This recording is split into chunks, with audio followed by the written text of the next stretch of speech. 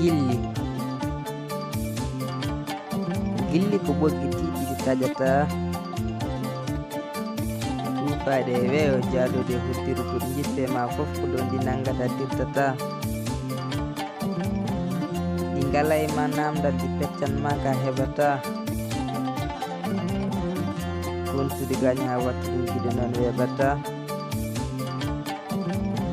Ɗi porsuma yidde majji taw feere wonda dañata. Ɗi cikko e ɓernde laato barmanne nde sellata.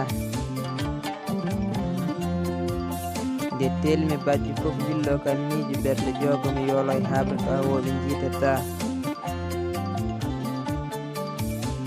Ñaamuji tew jarto ƴiƴam ko ƴiitan ɗi goppata. Joni kam jambaragal e on kaɓaɗo e nde wolde ha foli taw barmata. Bandam e yeruji seeɗa ɗi peccanami mi rokkuma.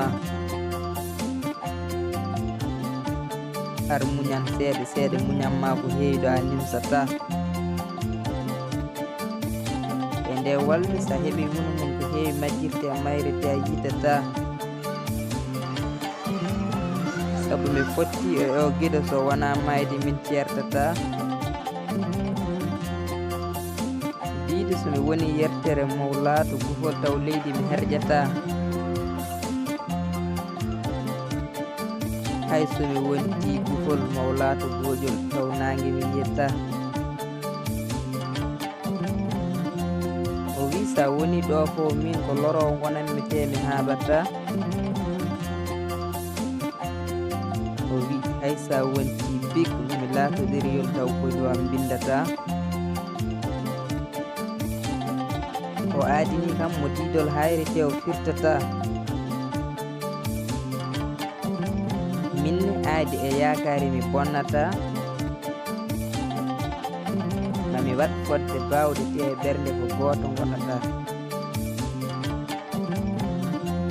Giɗo reen bange ma to bangam gaaji bonata.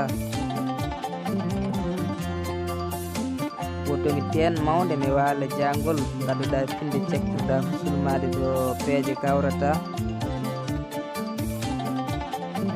Sawtu ma e am ko ɓernde rosata.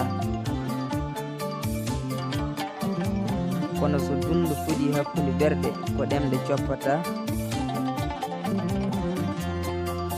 Mi nanguema ha to Allah haalite mi woppata. Mi aawima e ɓernde a laati mi townayi ki sojjata. Townayi ki ɗaɗi mum e ɓernde koki ɗum a serdata. Miijo am koye soyde ma tan durata. Yo geno rendi en e jiggille hay wortorde tawɗi gaybata.